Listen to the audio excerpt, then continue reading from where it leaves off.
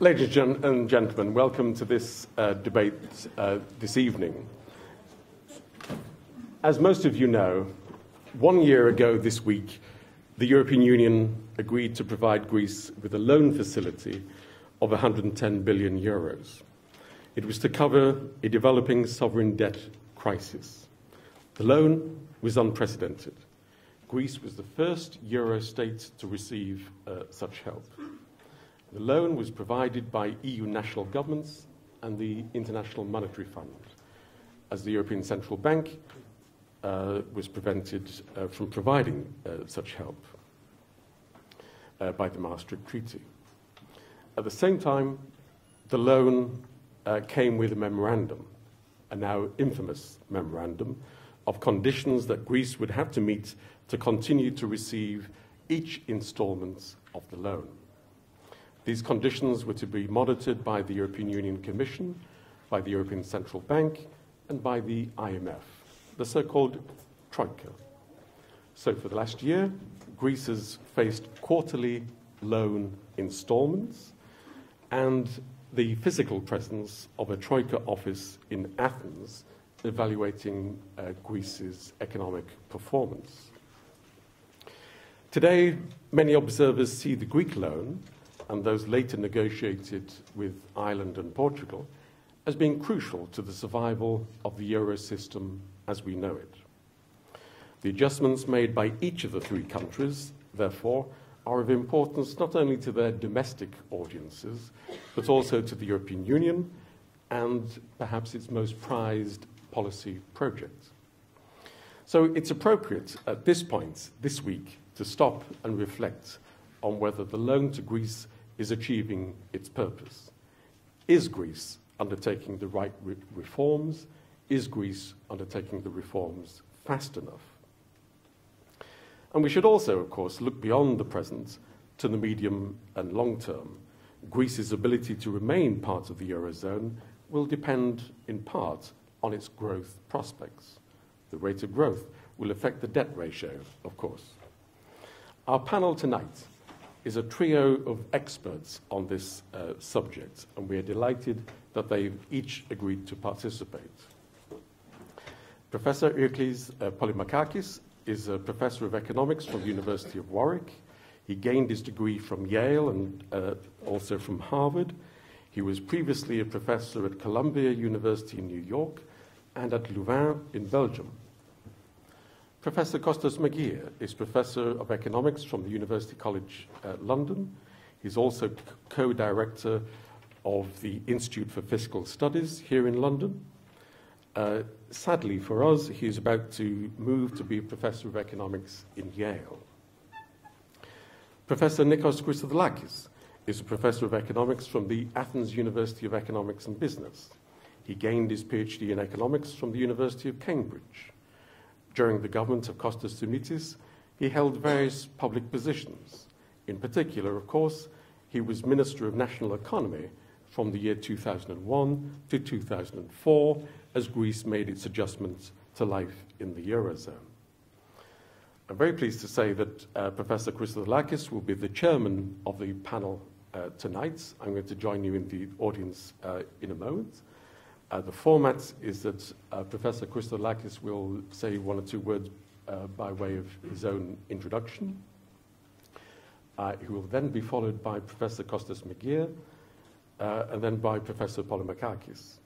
They will each speak for up to 20 minutes or so, which will then allow us plenty of time as an audience to make contributions, questions, and comments from the audience. So my job is now done. I simply ask you to join me in giving a very warm welcome to our three guests this evening. Thank you for coming.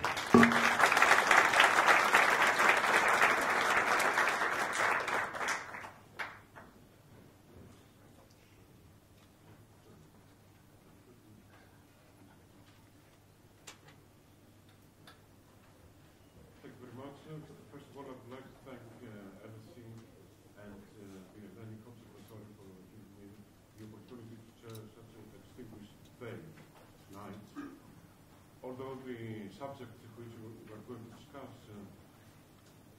is not so thankful, actually. We are now 1 year after the bailout, and several things. Just checking the microphone on. Several things. Is it switched on? In Greece. There's a switch on the front of the microphone. If you could just.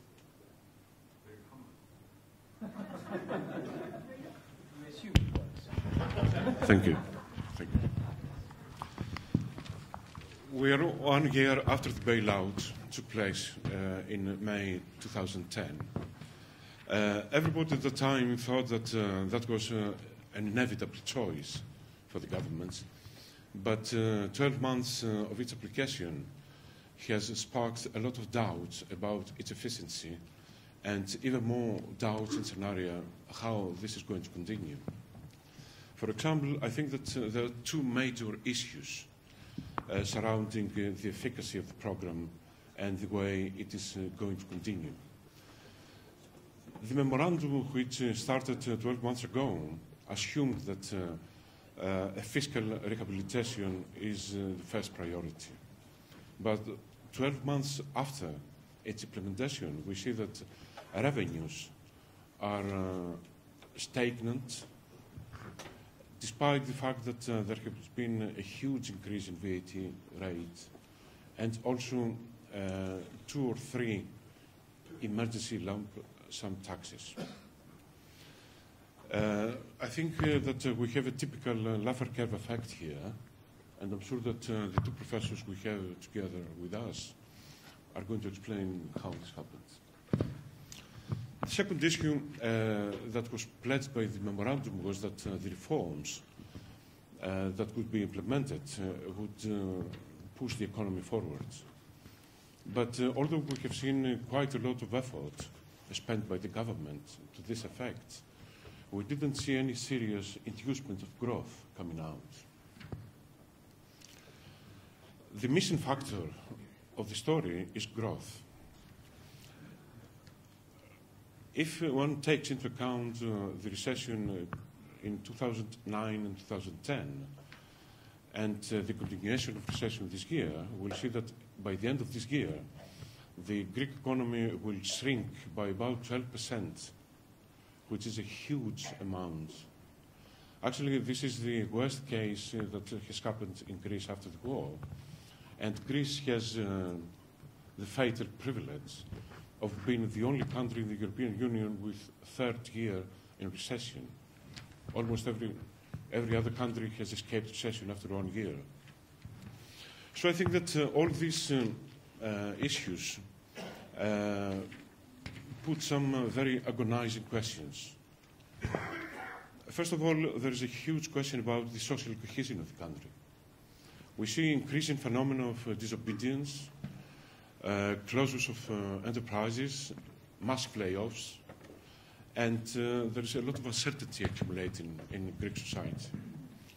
The second is that apart from the reform fatigue, which has become very fashionable as of recently, we also see a kind of institutional fatigue take place in Greece, with the public administration, for example, underperforming, and a growing concern of how future reforms are going to be implemented. We also see that markets, international markets, are fretting about the prospects of the Greek fiscal situation. And day after day, they come out scenario about restructuring or maturity extension and all these kind of things. So we're here to discuss all these issues, all these questions. The primary question is how growth can resume. And of course, if we answer this question, the inevitable question which has to follow is why growth did not happen in the first place. Was it a lack of imagination by the policymakers? Was it a lack of determination by policy doers, or what? And I'm sure that you will agree with me that without growth, every other effort, either with the memorandum or outside it, is going to fail. So growth today becomes a critical factor of how the economic situation in Greece will be in the future. I'm delighted that we have two distinguished speakers with us tonight, and immediately I give the floor to Professor Meghir to tell us his thoughts about this. So I have to find.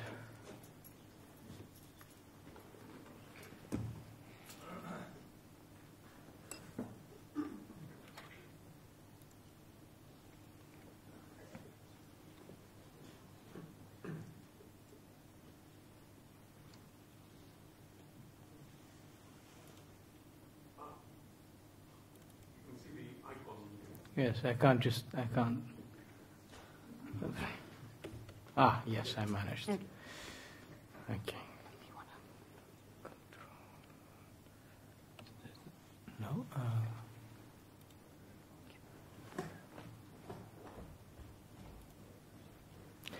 Well, first of all, a lot of thanks to Professor Kevin Featherstone and to Professor Christodoulakis for his introductory comments, which actually really take me exactly where I want to be when I start talking.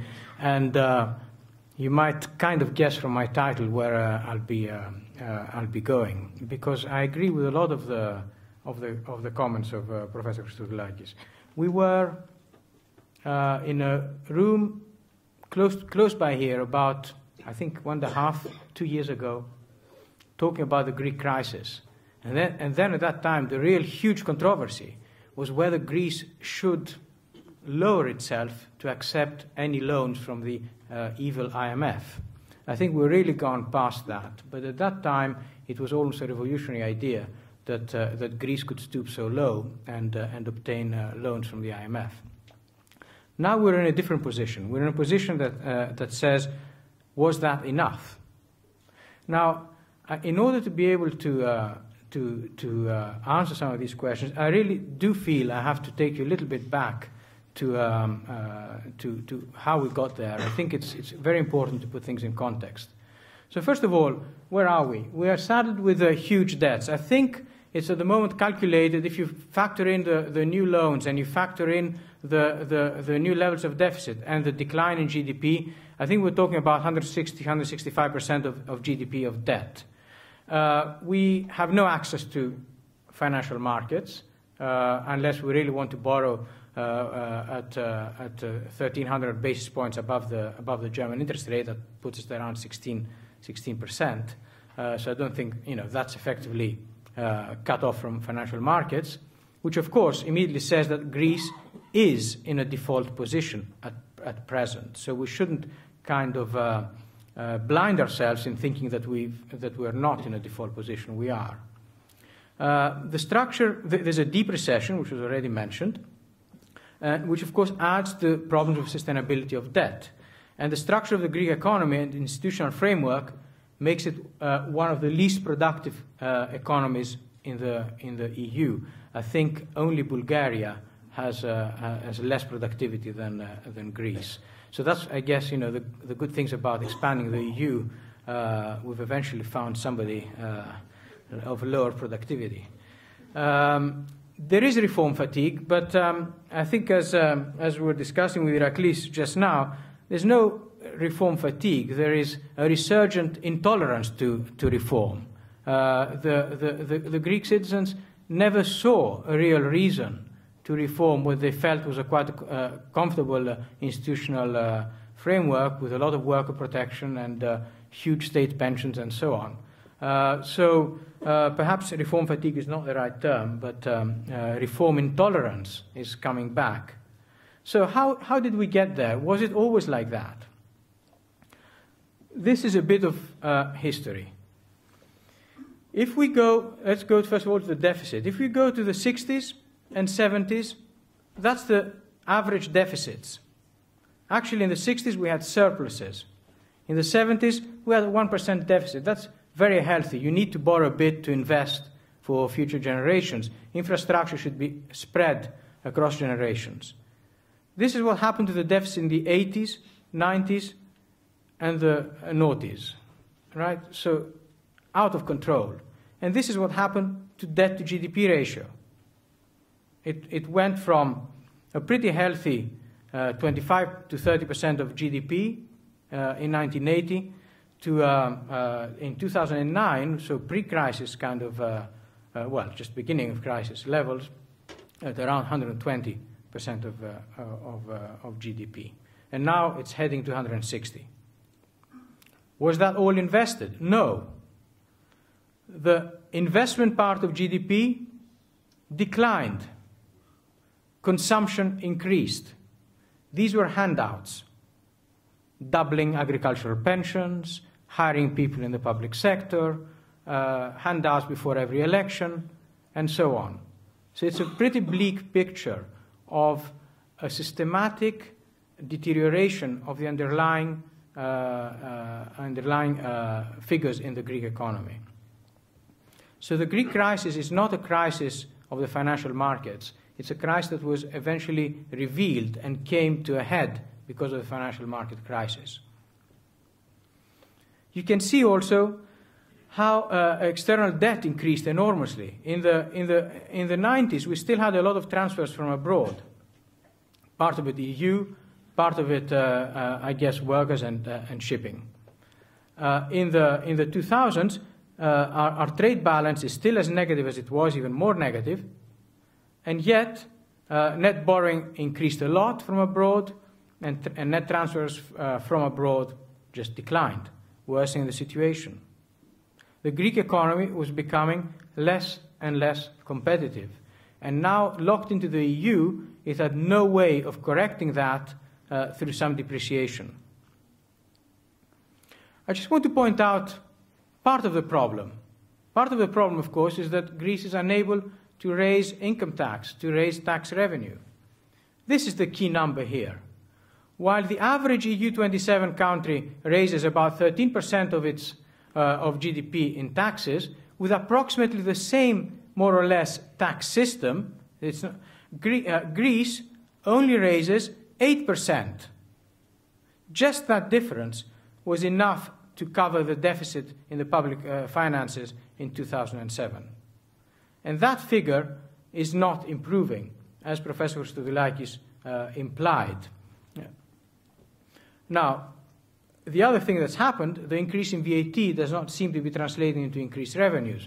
Whether that's because the recession has meant that we have even less demand, or whether it means that the informality sector is increasing, that's something that remains to be seen. But it's a really serious situation because despite the big government efforts now to raise revenues are not going up. So, Greece's public sector actually is not particularly large. It is very large, but it's not particularly larger than the average EU country. So you might think it's large because you might believe in an economy with a small public sector, but that, when you compare it to other European countries, that's not the smoking gun. What's the smoking gun is the excessively low productivity of this public sector.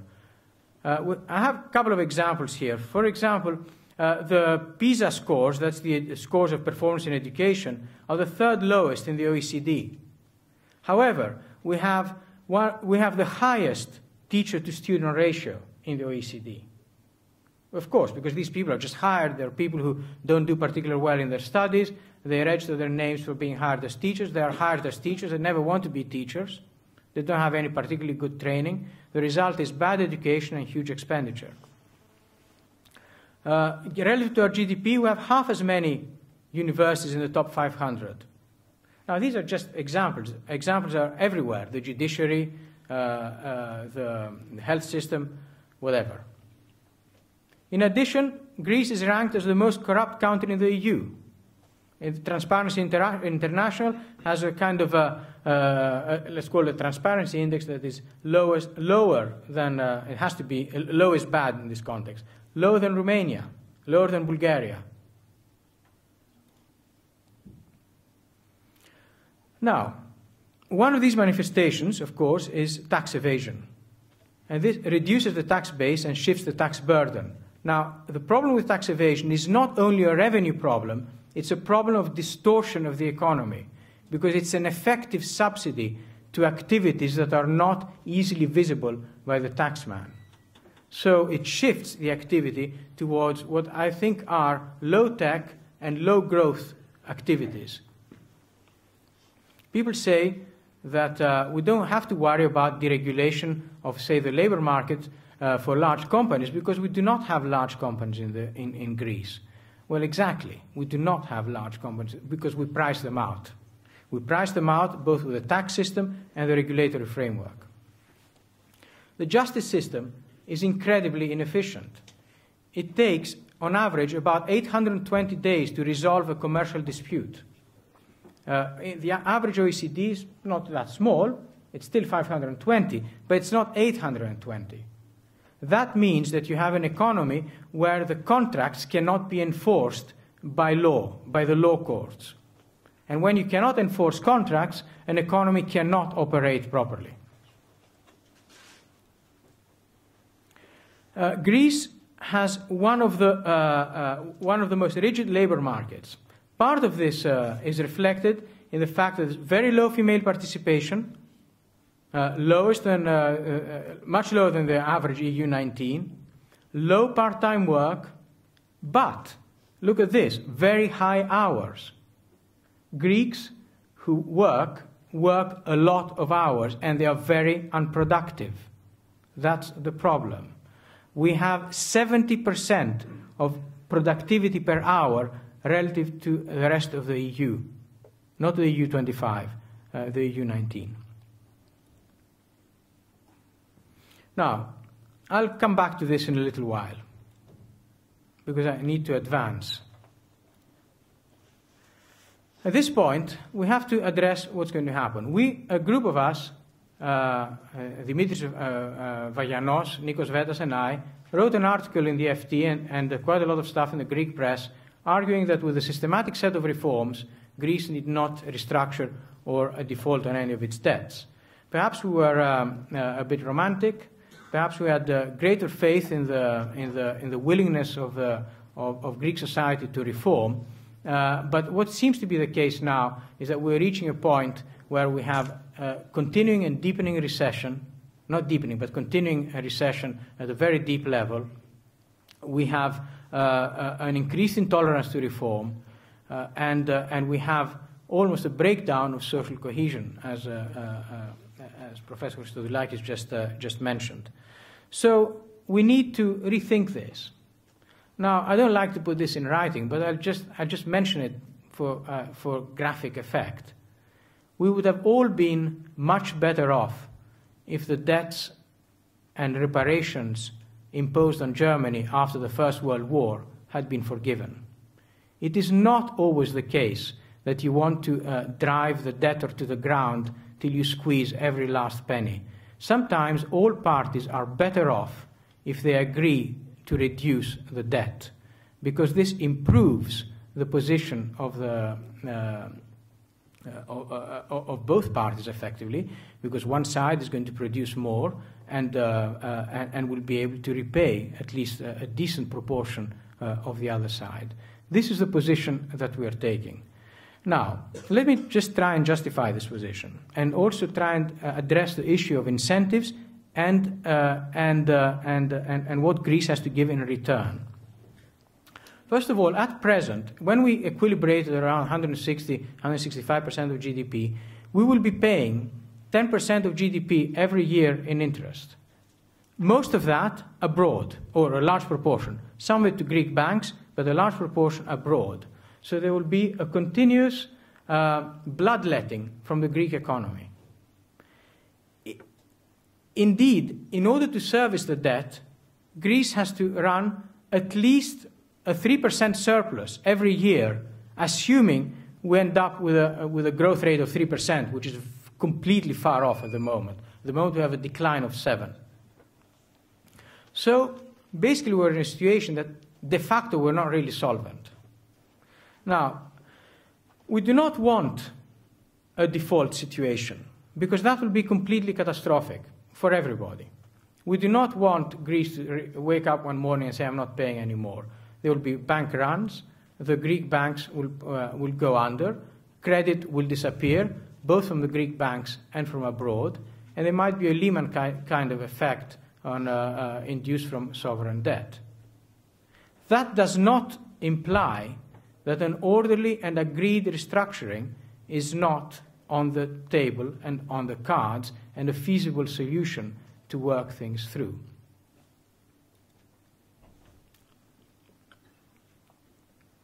So instead of limping ahead, trying to service an unmanageable situation and trying at the same time to keep people calm with huge amounts of police forces in the street, we really need to take a much more constructive and creative way forward. There is also people of course will talk about moral hazard, and it's of course a very valid point.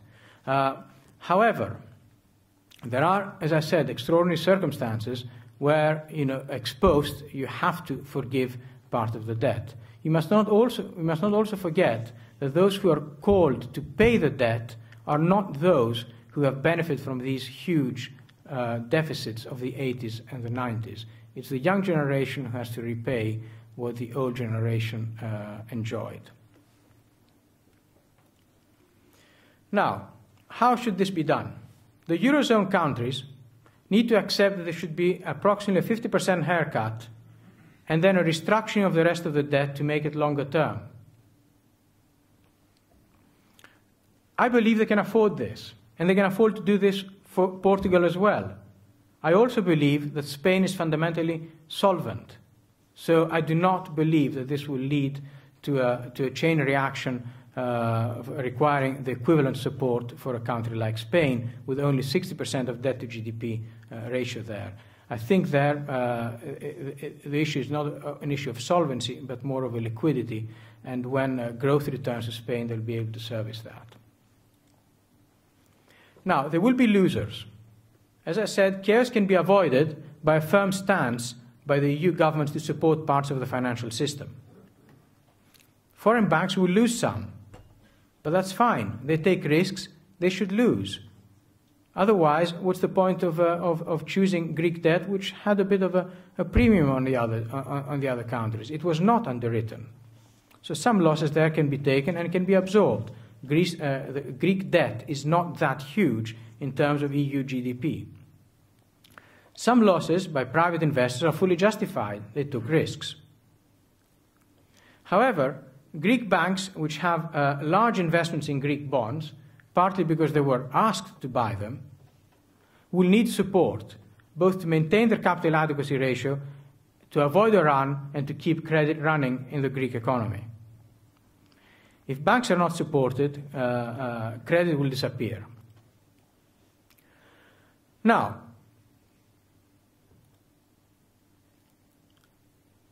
the other side of the coin. What do we give for all this, and what do we expect to gain?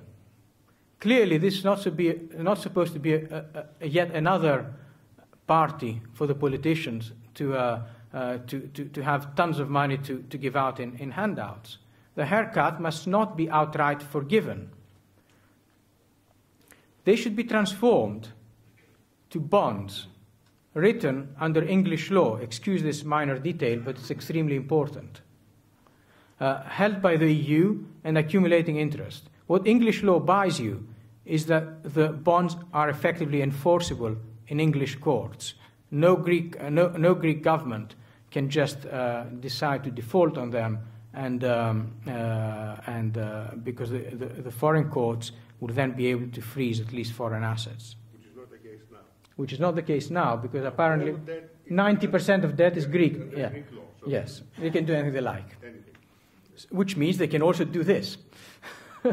So, then this debt will be held by the European Central Bank, and a list of reforms will be agreed with timelines. I will go through what reforms I think are important. As these reforms are implemented, the central bank will return the bonds to Greece, forgiving parts of the debt. If the Greek government decides to default on its obligations, then the bonds become active again, and Greece will really default. We need a very strong incentive mechanism, otherwise politicians will, excuse the expression, metaphorically run off with the money. This is a debate. Can I ask a question here? Yes. A clarificatory question. if Greece does not fulfill its obligations under your scheme, yes, and you say then it defaults. yes. But it defaults now towards the ECB, not towards the banks. Yes, that's true. Okay, so the ECB will be willing to take this. No, the ECB will have received the equivalent money effectively from the governments to support these bonds. Now, why? Why do we want to do this? This will, of course, alleviate the pressure on public finances and will allow funding of the transitional costs of reforms. Many of the reforms that Greece needs have medium to long-term benefits and upfront costs. How do you overhaul an education system without investing in it? Of course, the educated kids are not going to be productive for another 10, 15, 20 years, depending on who we're talking about.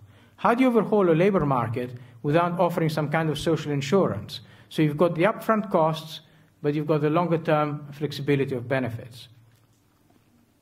How do you create a pension scheme that is funded via, but is kind of has tax breaks up front without being able to account for these tax breaks in the public finances? None of this can happen reasonably now without because of the debt overhang. How do you reinvent a judicial system without any funds? Because Greece does not effectively have an operational judicial system. So let me just give you 4 sectors of reform that I think are important, and then I'll close at that. First of all, the public sector and the judiciary has to be completely overhauled. First of all, we need transparency. We need performance indicators that show what the public sector and what the judiciary is doing. Is the police solving crimes? How many crimes are they processing? Are the schools producing kids that know anything? Are the judges solving any cases? Okay. We need to abolish tenure for public sector employees. This is an anachronism. We need to improve quality of appointments and monitoring at a very, very deep level. And of course, incentives and all that. On the labor market, how can we attract foreign investment when at the moment, after the recent reforms, you cannot fire more than 4% of the labor force in any 1 month? The Greek institutional framework makes it easier for a firm to go bankrupt than to adjust the size of its workforce. This cannot be a good way of attracting investment. What we basically need in Greece is just an unfair dismissals and safety and health regulations, nothing else. And even unfair dismissals should be redressed in courts, which by then, of course, will be working because of our wonderful reforms up here.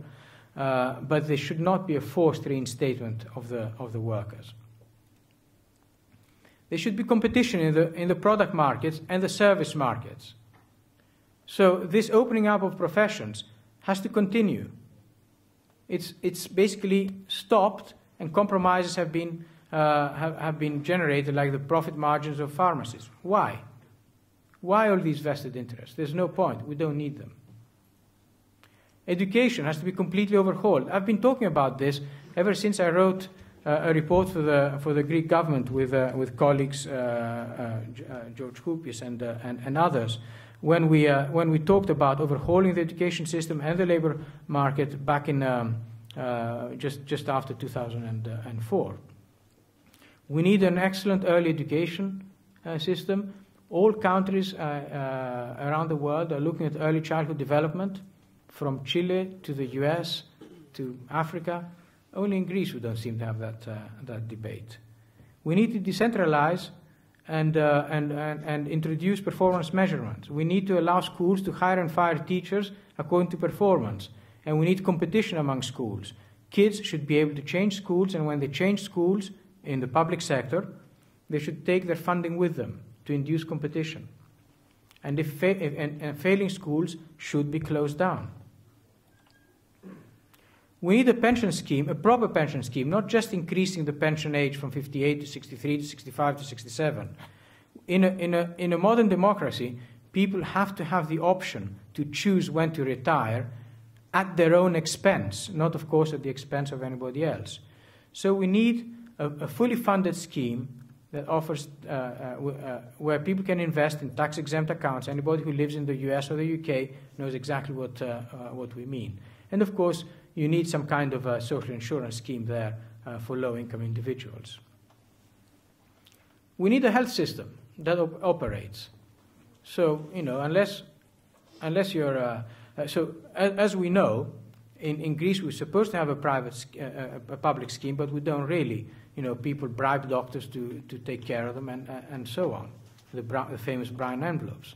Basically, we need to privatize hospital management, or even privatize hospitals completely, and introduce mandatory health insurance to generate a new, active, properly working health system. We can't go into details how you design that. These are, of course, important things. And why do I say that? Are these important? Yes, because they're elements of a modern economy that is productive, that serves its citizens well. It's not only about public finances and the labor market. It is about having proper services that support human capital. My conclusions. Greece is insolvent. There is urgent need to recognize this and to address it. Large parts of the debt need to be forgiven or restructured. Forgiving the debt will make deep reforms a more realistic possibility, but debt forgiveness has to be linked with reform in a credible and enforceable way. That's all.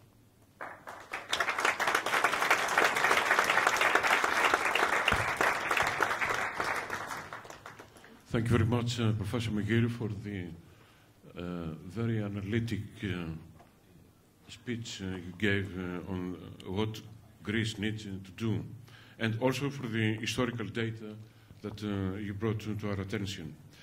I noticed that one thing you mentioned, the restructuring conditionality, is a very novel idea which I'm sure will be discussed later on.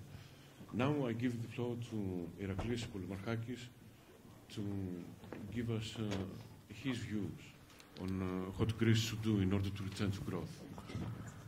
No, that's what you added. I didn't say this.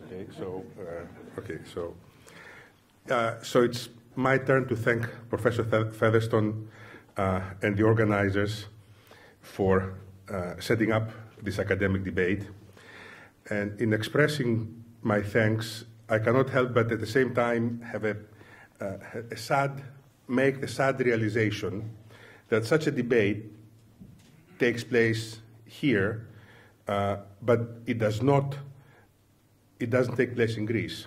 And that says something about the situation that's probably more important than numbers or other realizations. Nevertheless, it's an academic debate. An academic debate is a bit of a dangerous exercise because there is a distinction that we do emphasize in academia, and I think we should emphasize, between things that are debatable and interesting and things that are important. You know? Some important issues don't necessarily lend themselves to interesting debates.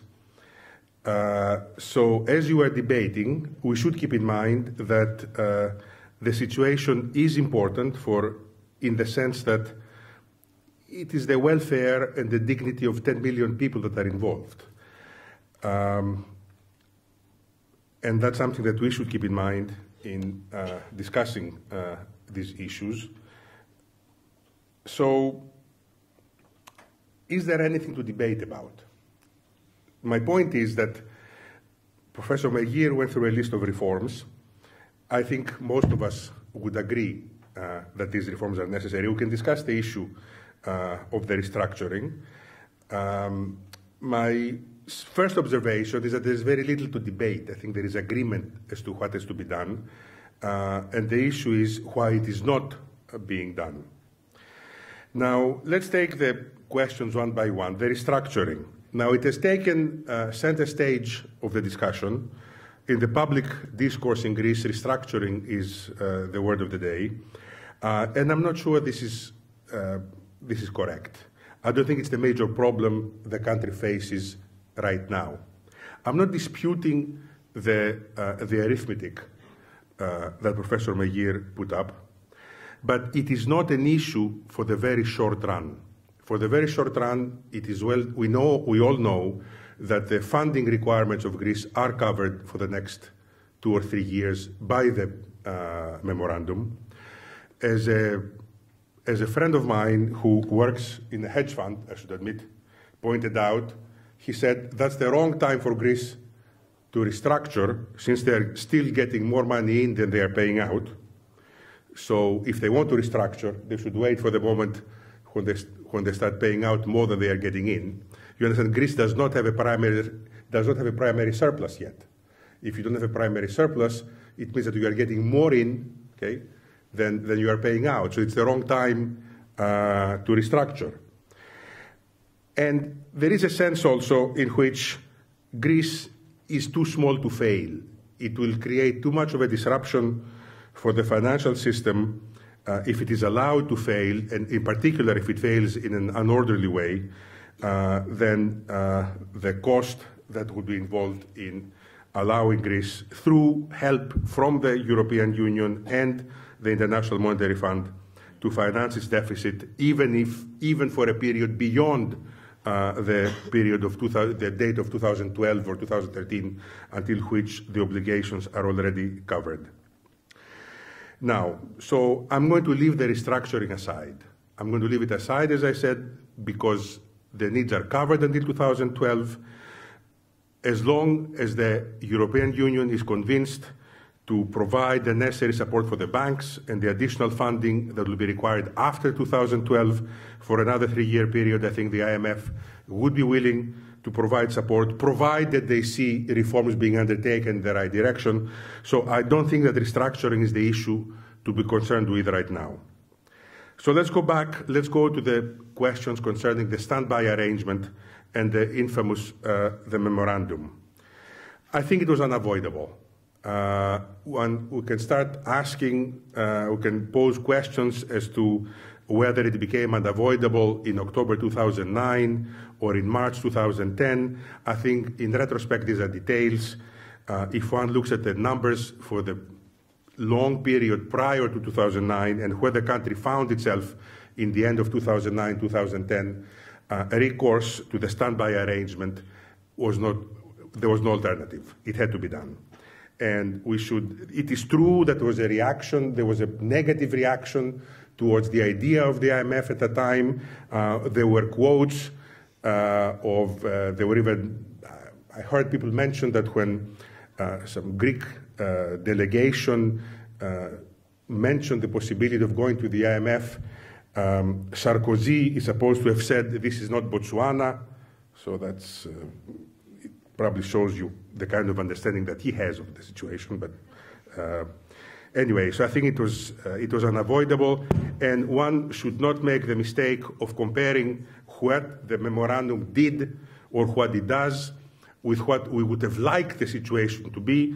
I think one should compare the situation post-memorandum with what the situation would have been without the memorandum in March 2010.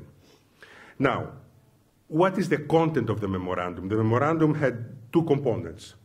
One was the fiscal consolidation that we spoke about. Spend less, collect more taxes, reduce the deficit. That was one component. The other component was a list of structural reforms that were supposed to take place, and I think they can all be summarized by one phrase, which is the elimination of local monopolies. It can be pharmacists, it can be truck drivers, it can be whatever other union controls the railroads. The latest that I heard is that the average income of people that work in the National Railway, or say, the National Railway Company, is over 7,000 euros a month. That's what I mean by local monopolies. Okay, so now, is the memorandum working? And let's take the components one by one. The macro component, what do I mean by the macro component? Output and employment. Output has gone down by 12% cumulatively, if you want. Unemployment is worse, but it is not that far off what the memorandum had predicted. The fiscal side is worse. Indeed, revenue has stalled and the situation is getting critical. But things are much worse when it comes to reforms. The reforms, it is widely accepted that at best they are only made on paper, and one wants to ask why. I think the answer is clear. I'm not sure that I share Costas's assessment of the popular opposition to these reforms, but I think that clearly there is opposition on behalf of a large part of the Socialist Party and even members of the government. I think PASOK is finding it hard to get rid of probably the appropriate word is paternalistic. What was Papandreou's book called? Paternalistic capitalism? Yes, it was paternalistic capitalism. I think it is the paternalistic socialism that was imposed by PASOK, that PASOK is finding it hard to get over with. And indeed, there is reform fatigue on behalf of parts of the government. I think there are clearly parts of the government that we may agree or disagree with, but they do not suffer from reform fatigue. They may not have been as successful in putting their point of view forward. Some fatigue has taken over, and I think there is going to be yet one more attempt to overcome the fatigue. Whether it will be successful or not, I don't know.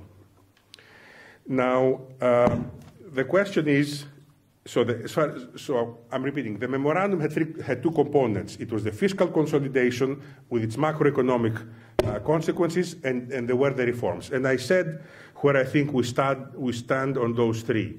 The macro picture, relatively okay, or at least within what had been predicted. The fiscal picture, much more precarious. The reforms, almost at a standstill and only on paper, with the hope that some push will be made for more successful implementation. Now, what were the flaws of the memorandum, at least from my point of view? From my point of view, the memorandum had two major flaws. One had to do with distribution. The burden of the adjustment was borne by those who were not particularly well off. There is a ridiculous argument that one hears time and again, and in a kind of cynical manner, if I may say, which is to say, we tax the poor because the poor are many. I think that's a ridiculous argument, because there is a very simple answer to this. Indeed, the poor may be many, and by poor I mean not particularly well off again. But this does not mean that you should tax them, or at least you should not tax them until first you've taxed the rich. Tax the rich first, and if there isn't enough, go and tax the poor. To say I tax the poor because there are many of them and I need to tax them it's an illogical argument. So, sorry. So distribution is one issue. Who bears the cost of the reforms was very uneven, very unfair. One can explain part of it because of the time pressures, but this situation must be addressed somehow at this point.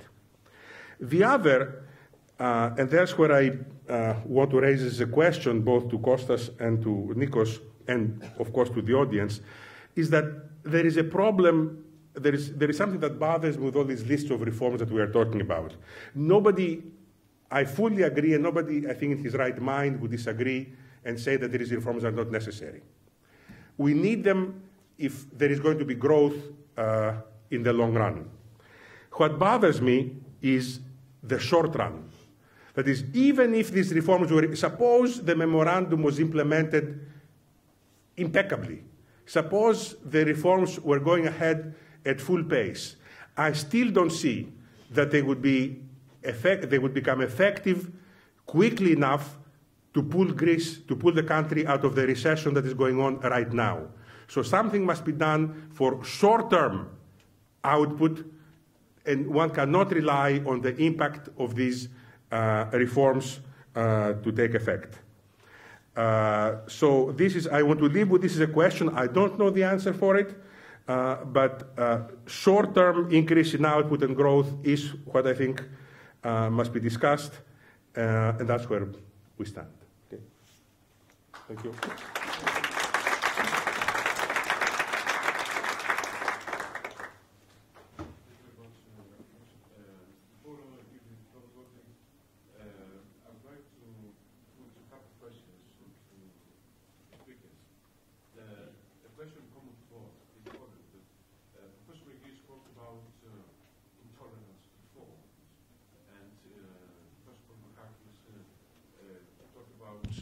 popular resistance to reforms. I think that this is not the situation. There is a resistance to reforms, but this comes mainly from the insiders.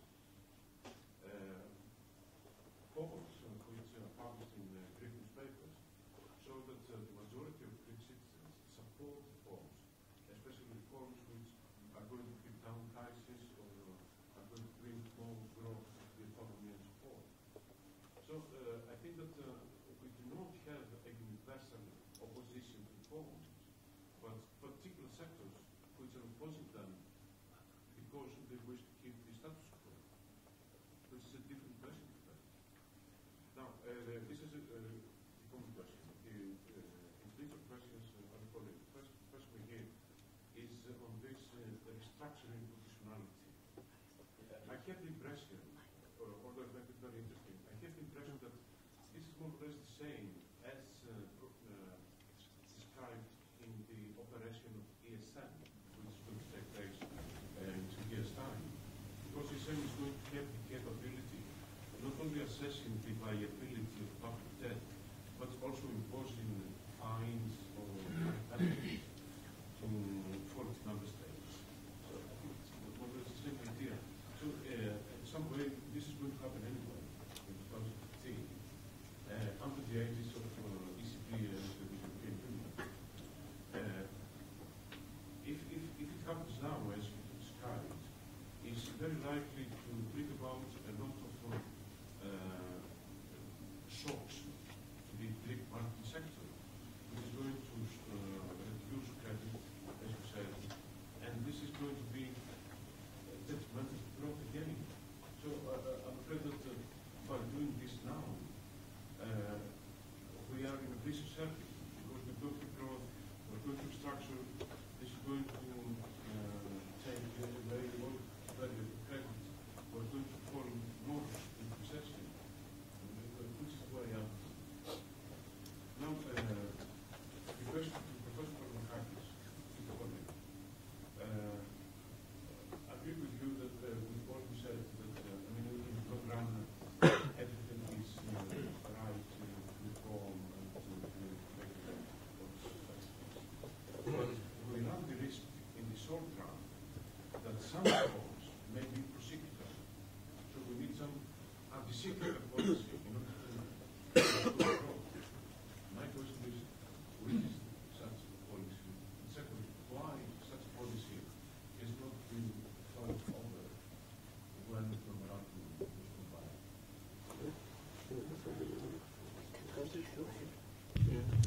Thanks very much. So, conditionality and restructuring. One of the reasons that I think that this form of restructuring is important is exactly because it will alleviate the huge pressures in the short run. At the moment, there is a huge withdrawal of funds in order to service the debt. Now, it is, of course, absolutely right that we have to think of when that would be a good time to do this. And it is right that when you restructure, it's best that your public finances are in order, because after all, it makes the whole agreement much more credible.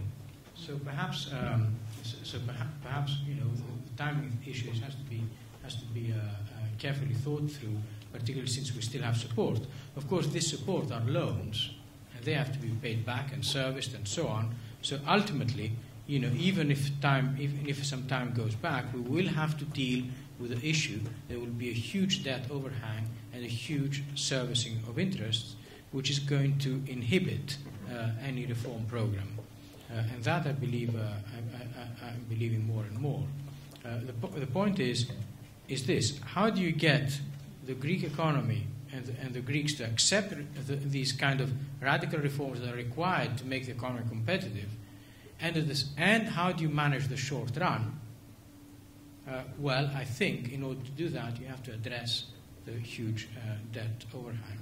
Now, the conditionality through the ESM might happen in a couple of years, but here we're suggesting something much more structured, where specific reforms are agreed to up front and these, of course, reforms, in some sense, build on the memorandum, but go deeper and address other issues, other long-term issues for the health and the modernization of the economy. Of course, banks will need to be supported. So we have to recognize that we cannot let the Greek banking system collapse. Sorry? Well, effectively, yes. So what's going to be the effect? But you're not going to. Well, they do not hold the entire Greek debt. They hold a small proportion of it. So they will have to be supported by that. Obviously, 50% might not end up being exactly 50%, but a lot of the debt is held by foreign banks. Only a small proportion is held by Greek banks.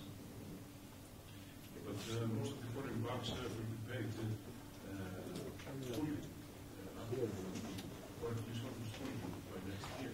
If we insist on doing that, yes. I mean, we know that the amount of loan from the IMF and the European Union was calculated to be 110 billion euros. Not just about to cover the liabilities of. So you're saying all the new debt is so you're saying all the new debt is going on the books of the Greek banks? Well, somebody's got completely wrong there. Okay, so let's take the issues one by one. As far as the reform fatigue is concerned, I think I made my point of view was that the fatigue was not. I made a distinction between fatigue by the general population and fatigue by the politicians. I think the politicians are the first ones that experienced fatigue pretty quickly. Now, as far as the population is concerned, or general feeling towards reforms, one should not be naive about it. When you say that you read polls where everybody is in favor of the reforms, yes, they're in favor of the reforms for the other guys. It's not working? It is working, no? Is it okay now?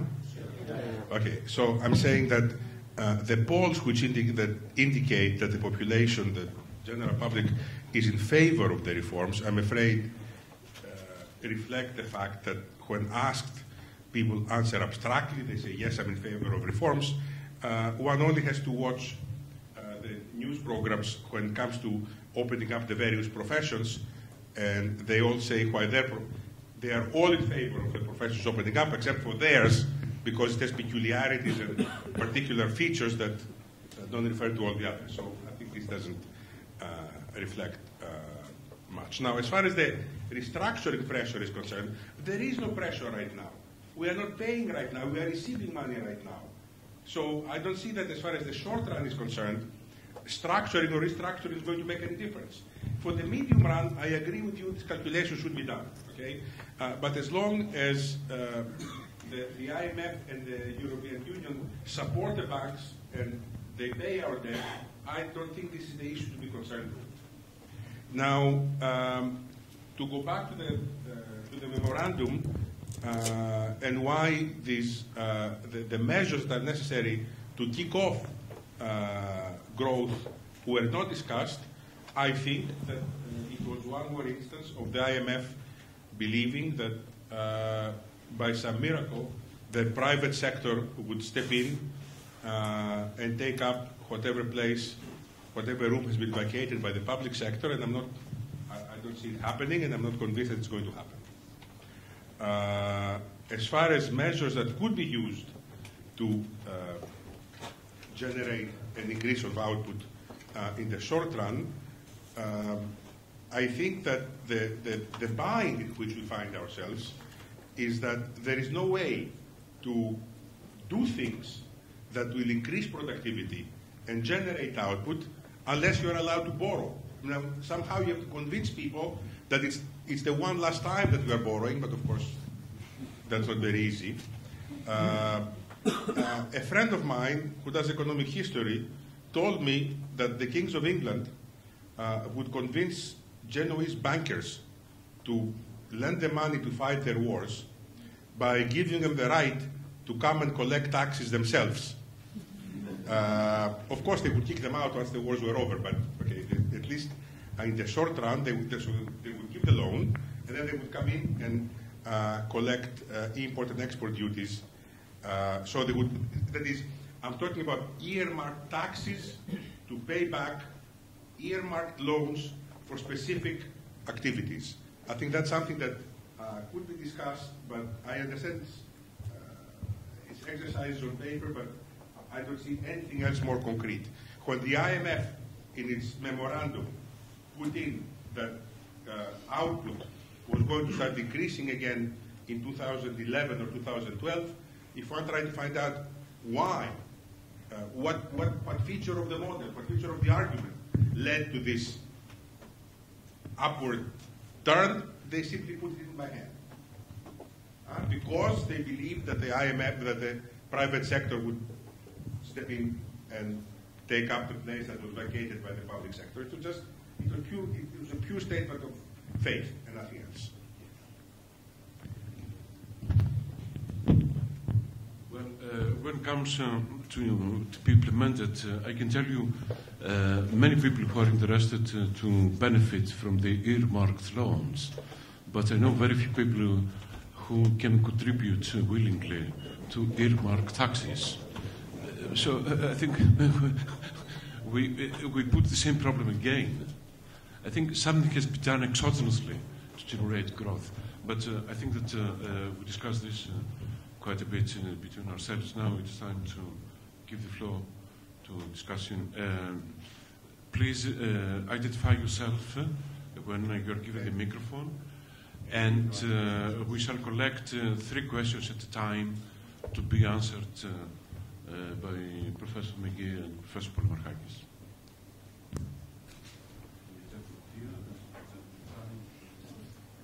Thank you. Wolfango Piccoli from Eurasia Group.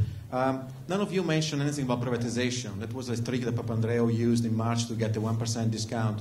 You didn't mention it because basically you don't believe that much progress will be done on that front. And secondly, on your restructuring scenario, if we want to make it orderly, who's going to sustain these banks, and whether you've got an idea how much money that will involve. And secondly, where is going to Greece find the money after imposing such a strong haircut on the financing side? So I'm just trying to look after the post-restructuring scenario. Thank you.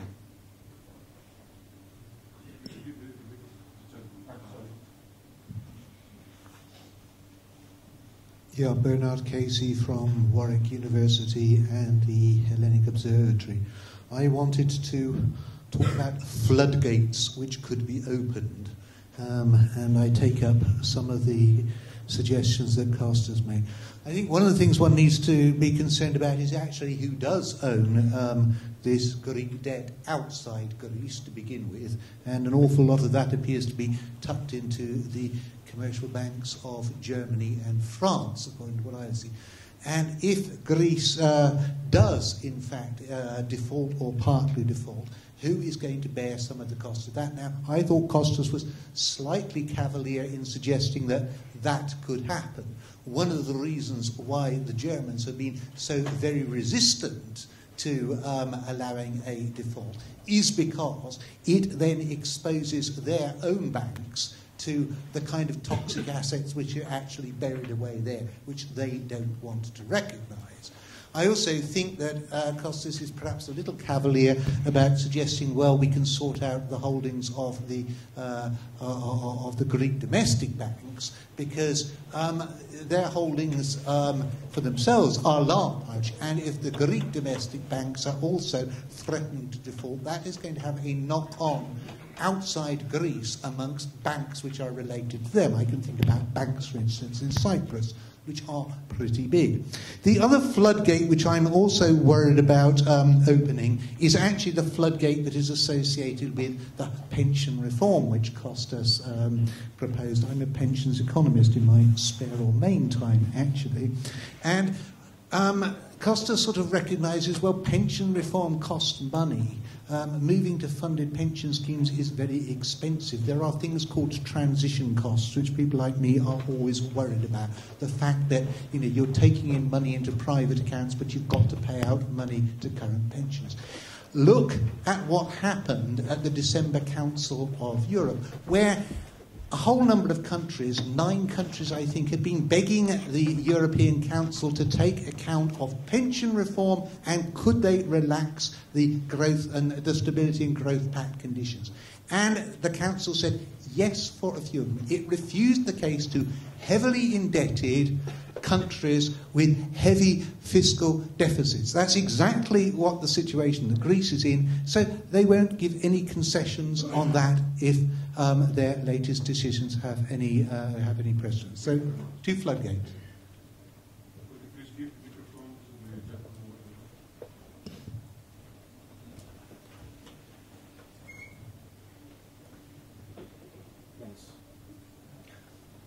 Yes. Vasilis Martilios from the Hellenic Observatory.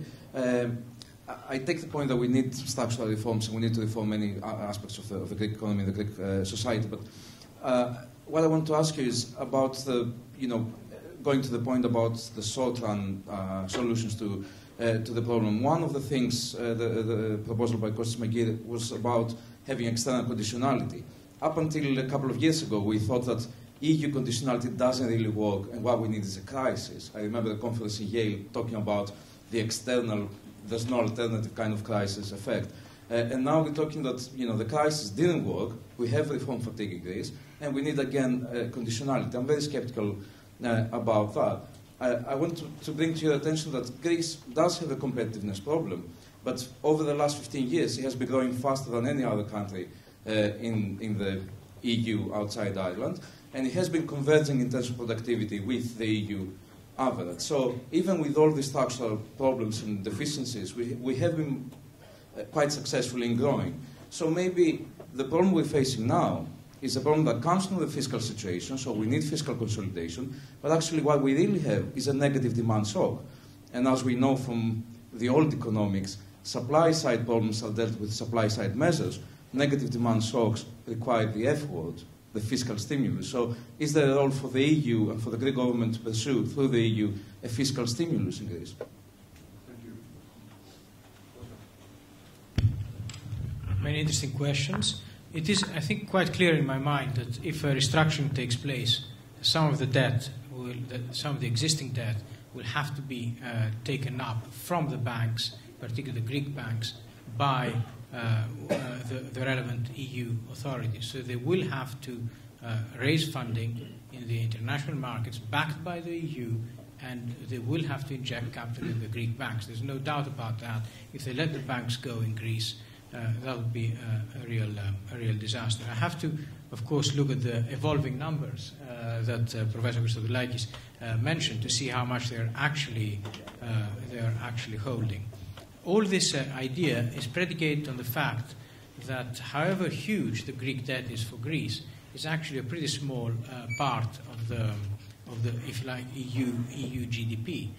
So I don't think it will be, it might be a political hard sell, but I don't think it's a particularly hard financial issue for the EU to raise funding from the open market to support the banks. That's why I said it's too small to fail. Yes. On the other hand, if you end up, so I'll agree with Herakles that perhaps this is not the right time, but the time will come when we will have to deal with the fact that Greece will be paying 10% of its GDP or more in interest. I couldn't agree more. I agree with that. I'm absolutely agreeing, but I have the impression that this 10% of GDP is because it's a stretch of market rate. No, I think I'm taking a 6% rate. Yeah, but that's what he's computing. He's not computing 16%. Yes, 6%. He's computing 6%. Existing stock. And for the base rates to go down, the markets have to be convinced that Greece is solvent. Otherwise, they're never going to go down. So, so, of course, whether you do it now or not, I agree with having huge influxes of money now, which of course are adding to the debt. But whether we want to continue riding on that till we get all the public finances in order and then enter in this debate, I think at least behind the scenes, the EU and the Greek authorities will have to be dealing with what's going to happen 1 or 2 years down the road. because with that huge debt overhang, we will be stuck. Now, this links in directly to the questions of transitional costs, not only for pension reforms, but for the labor market and so on. And if you do have a massive debt overhang, of course you can't fund any transitional costs. On the other hand, a modern economy has to have a modern labor market, a modern welfare state. I believe in the welfare state. You have to have a proper unemployment insurance scheme, and all these are upfront costs, upfront transition costs that are extremely important. And when you pay a massive proportion of your tax revenues to fund interest payments, you cannot manage that very well. There was a question about conditionality. Well, I agree. I mean, it's hard, but if we do not have conditionality, we cannot have restructuring. Nobody will ever accept a restructuring of the Greek debt unconditionally. If anything, because of the history and the political economy in Greece. So we need to set up a proper incentive scheme. I think the fact that the threat of a return to the previous debt situation will be there might be quite a strong incentive. Are we suffering from a demand shock? Temporarily, yes, but fundamentally the problem of the Greek economy is our supply side, and that's why we have not been able to accommodate the very large demand shock, or if you like, we've accommodated worse than any of the other Western countries that have been hit by the financial crisis. Yes, so we did mention, you say why we didn't mention privatizations. Yeah, for my case I can say because I forgot. Okay? But maybe... It's 50 billion euros. Yes, exactly. So it's a significant amount of money. Yes, if you believe it. If you exactly. Yes, exactly. So maybe the fact that we forgot indicates something. Okay. By the way, I heard that the rate of return on public property in Greece, the return to the state, is 0.02%. But so there is probably some money to be made out of it. So I don't know. I think we answered most of the questions, or Costas answered the questions. There is one thing that bothers me about this: all these stories about competitiveness and the fact that Greece is in the deficit situation, which it is because it has been falling behind because of its lack of competitiveness. I think this argument makes no sense to me. If you're not competitive, you don't produce and you don't eat. It doesn't mean that you borrow in order to eat. These are two separate issues. So what does it mean? We are not productive, competitive is some...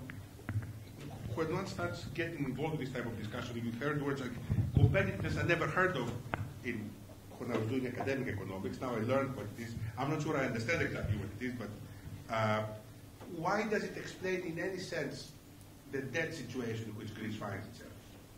If you are not productive, you don't sell, you don't eat. The fact that you borrow in order to eat, it comes from these confused notions of not understanding that market is clear, that there is supply, there is demand, and there are budget constraints. Okay, so yes, Greece is falling behind competitiveness. The problem is that it borrows to it beyond its means. Okay, now whether that's the end of the story.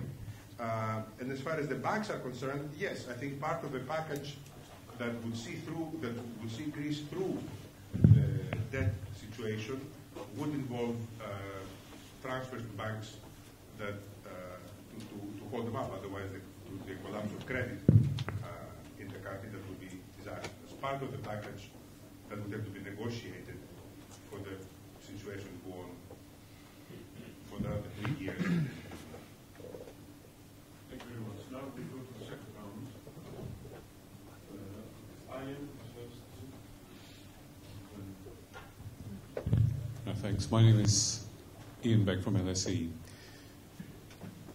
Last week, Larry Summers referred to an expansionary fiscal contraction as being oxymoronic. Or some of us might even take off the oxy and just call it moronic. But there are many finance ministers who seem to believe in it. Is there any prospect of an expansionary fiscal contraction in Greece? First question. You're in the panel, not me. Second question. In terms of the standard standard Keynesian national income identity. We know that government spending is going down. We're dubious about whether net exports can come to the rescue, which leaves consumption and investment as the way to get some growth coming back. To get consumption and investment going, you'd have to have the private sector borrowing more than it does at present. Is there any way out through private sector borrowing? Thank you.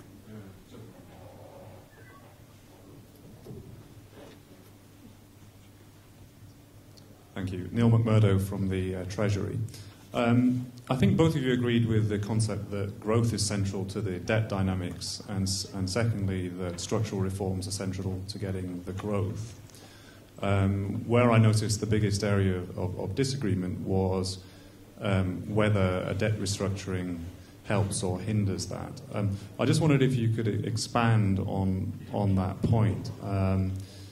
So, would a debt restructuring in the current environment help or hinder the pursuit of structural reforms to improve growth prospects?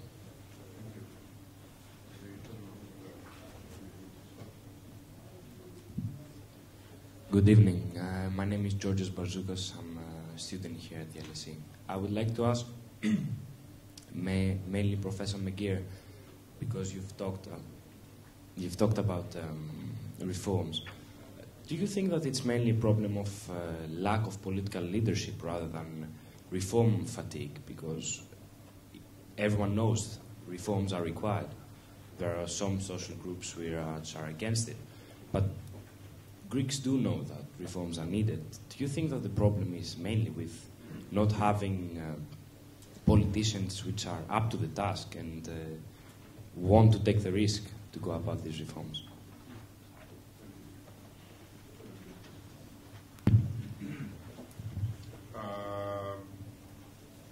Let me take the question in reverse. It may be politicians. I don't know how to answer your question. But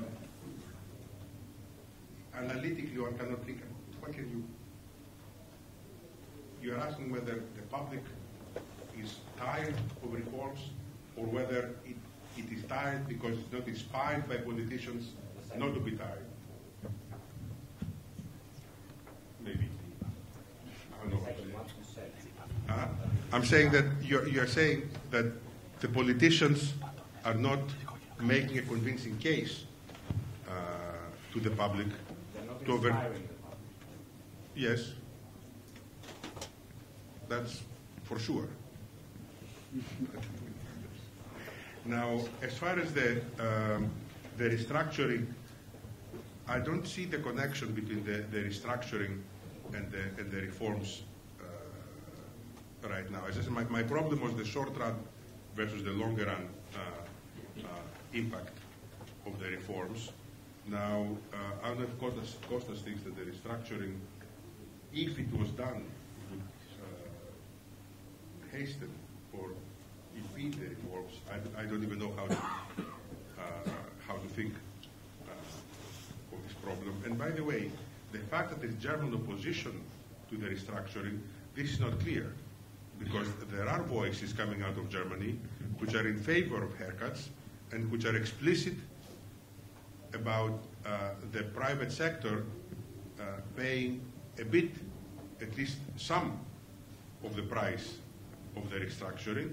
The story that one hears is that German politicians want to teach a lesson to their banks and to the private sector not to repeat in the future the mistake of lending thoughtlessly to potentially irresponsible borrowers. So it is not clear that, or at least that there is unanimity in Germany against the restructuring for which, with private sector participation. So.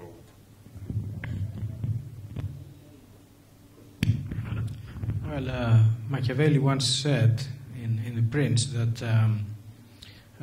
the reformer always has the problem that the vested interests are always organized against the reforms, while those who will gain from those who will gain from the reforms are usually not organized. You could interpret as saying that you need leadership to be able to organize the beneficiaries of the reform against the vested interests. I kind of agree with the statements that have been made that perhaps reforms are broadly popular, but in a vague sort of sense. But when it comes down to specifics, it's not clear to me that that kind of popular support exists, and that the understanding of the necessity of reforms exists. In some sense, there's a complete absence of civil society and economic journalism in Greece that puts this kind of debate forward.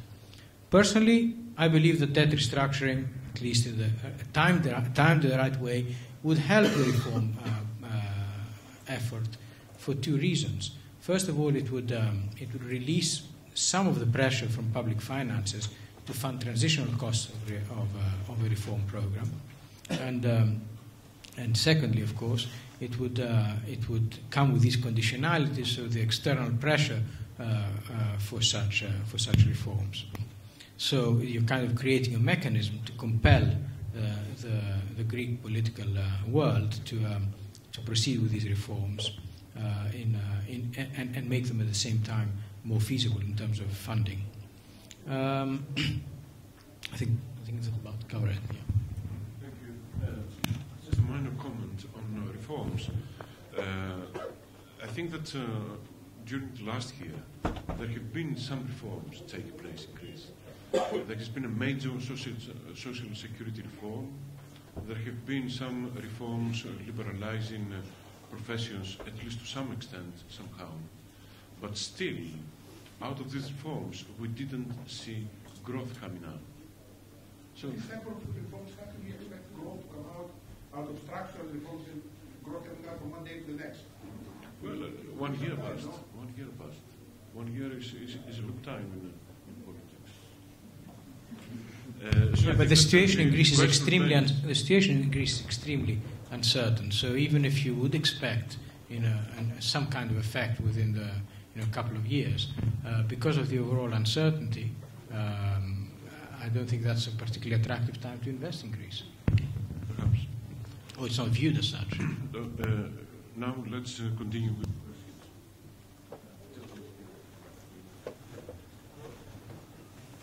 Hello, my name is Yoros Saravelos. I work here. I work in London. It seems to me while we've been focusing a lot on questions of economics and finance, and Professor Meghir, you've been mentioning all the numbers, the problem at the end of the day is institutional, both at a European level and at the national level. At a European level, the problem is whether German taxpayers, Finnish taxpayers will continue to want paying. And even if you have a restructuring, you've said we will need to have injections into banks, both Greek banks as well as German banks.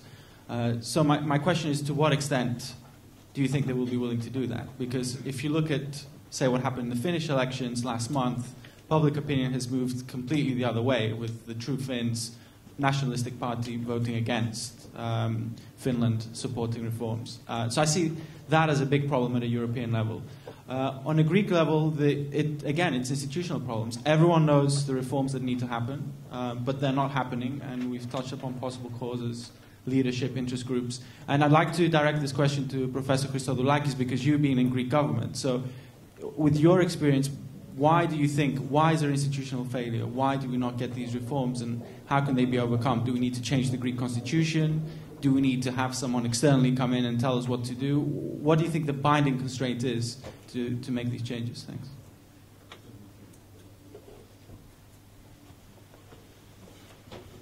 Thank you. Nicos from the Central Office of Information, UK Government. My question is around growth and restoring growth. And you asked the question, how can we see growth? Why don't we see it so far? And the issue I want to raise is the fact that for the last 10 years there's been significant disparity between the salaries of an average working man or average family and the prices, cost of living, either that be purchasing a new car, a new TV, or just going to the supermarket. And ever since the euro got introduced, prices kept going up. The cost of living kept going up. Things started getting rounded up. The prices got getting rounded up. And for the last 10 years, I've seen salaries remaining static, pretty much. So my question is this problem insurmountable? Can we expect growth where there's such a large disparity between the buying power of an average family? Yeah, okay, thank you. Philip Meyer-Browns, I'm an alumnus of the school. My question is about Greece's Euro membership, and I would like to ask what you think about the proposal made by Kenneth Rogoff, among others, that Greece leave the Eurozone, at least temporarily, in order to regain competitiveness by an external devaluation, when apparently an internal devaluation is not quite possible.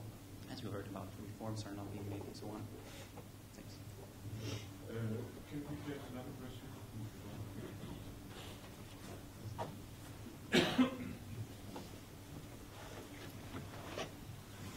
Yes, thank you. Sotiris Zartaludis, European Institute and Hellenic Observatory. Going back to two of the questions that were recently raised, I wonder, although you are economists, I wonder if you think that the main problem in Greece is economic or political. Is it the problem of the economy and the public policy, or a problem of the political system, the people who are in the political system, how you get into the political system, who funds you to get into the political system, and the public policy that you produce because of you belonging to that political system? In other words, do we need economic reforms, or we need constitutional, legal, institutional also reforms? Thank you.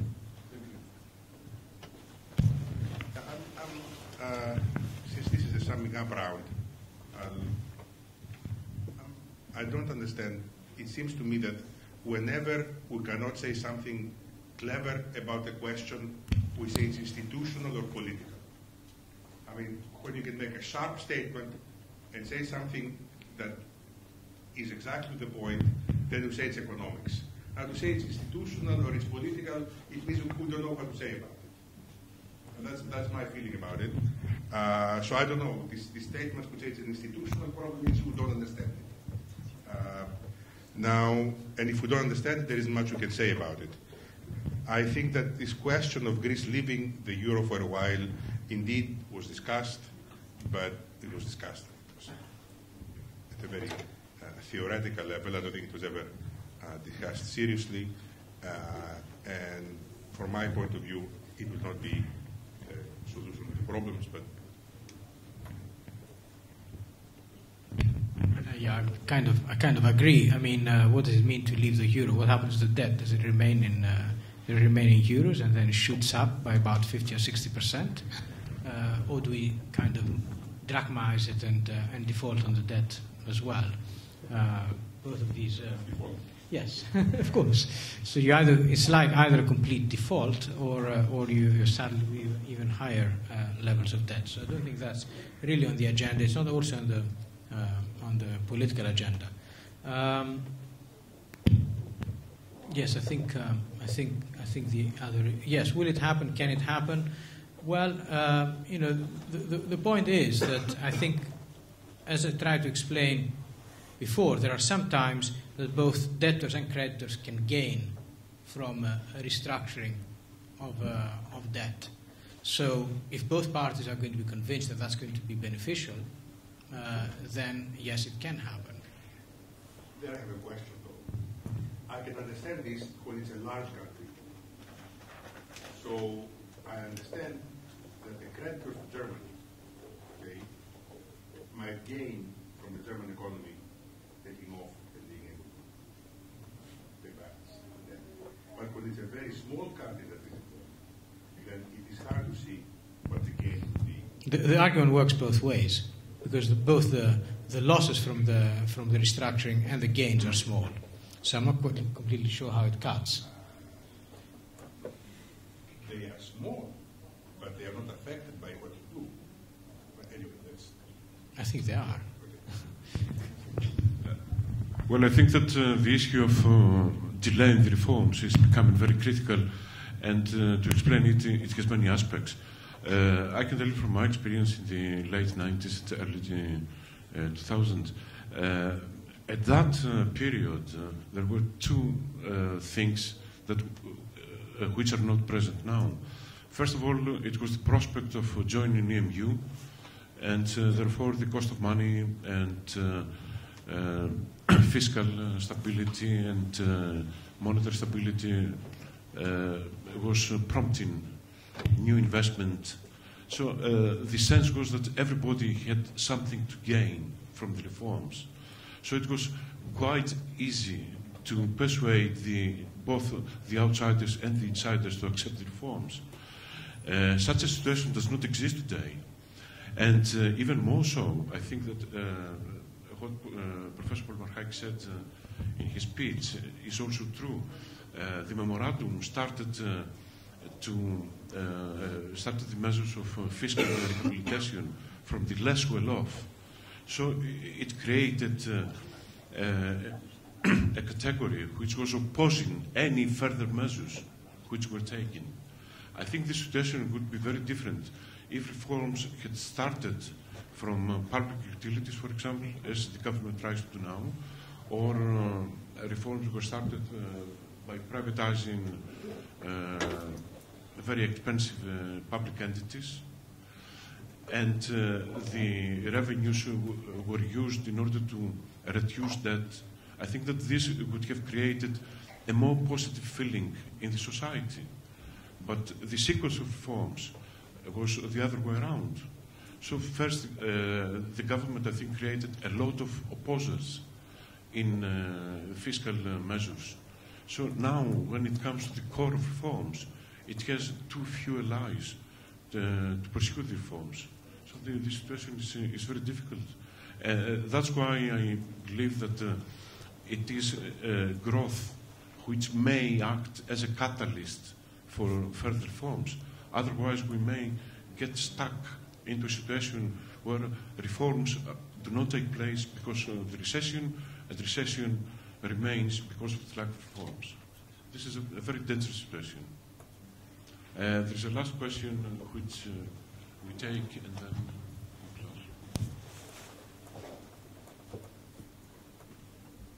we close. Peter O'Kane, as you can probably tell from my accent, I come from Ireland.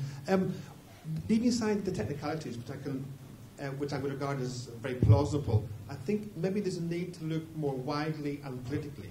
First of all, what happens in Greece would have big precedents for Portugal and Ireland. Maybe not for Spain, but certainly for Ireland. I think you mentioned Portugal, not Ireland. And the other thing is that the key political player in Europe is Germany. So maybe this debate ought to be held in Munich or in Berlin, and maybe it should be enforceable in German courts rather than English courts. Thirdly, I kind of wonder, politically in Germany, the governing parties are very weak. Merkel is even weaker post the nuclear debacle. And I wonder whether Germany would be more willing to consider some deal if countries like Ireland, like Greece, left the Eurozone. So they didn't have to do it again. I'm sort of, in Ireland, the opinion is that it will have to restructure, and it is reforming. It does have reasonable political consensus for the reforms because the cuts are being seen as fair, more fair than in the UK, also more severe, but also more fair than in the UK. In that situation, Ireland's very conscious that the IMF interest rates are less than the EU interest rates. And there's been no discussion about IMF. So maybe this debate should also be held in Beijing, as well as Munich and Berlin. But whatever the economic technicalities, at the end of the day, it will be a political decision in a few key capitals, such as Washington, Beijing, and Berlin. And sort of your comments on that, and what can we do to actually influence opinion in those? And maybe on the timing, final point, we need to look at the German electoral cycle. That, I think, my recollection is that it's 3 years down the road for the federal elections in Germany. So any restructuring should take place after that. So this brings us back nicely to the timing issue. Timing things for at a point when German politicians seem a bit more assertive might be a good idea. Now, Ireland, I was kind of surprised a bit when the public sector decides to take up all private debt. So that I think it's quite a different situation from Greece and Portugal, because they had absolutely no reason to underwrite all private loans, and perhaps that incident bodes badly for any Greek negotiations, because it seems to be motivated by this idea that bondholders never lose, and so that's an issue we have to look at. But yes, I mean, obviously the cooperation of Germany and the other strong Eurozone countries are key, because in order for what I suggested to work, they would have to take up some of the debt, principally from there and the Greek banks, and basically forgive it in stages. Thank you very much. I'm sure that the discussion could continue for a long time, because there are many issues and many questions to be answered, but I'm afraid that we have to close now. I would like to thank the speakers, Professor Meghir and Professor Polemarchakis. I would like to thank very much the Hellenic Observatory and Professor Featherstone for giving us the opportunity to stage this debate, and of course I would like to thank you very much for your patience and attention you paid to this very important and critical debate we had.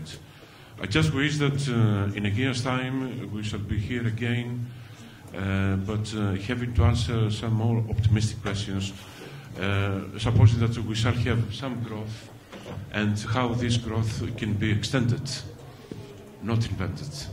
Thank you very much.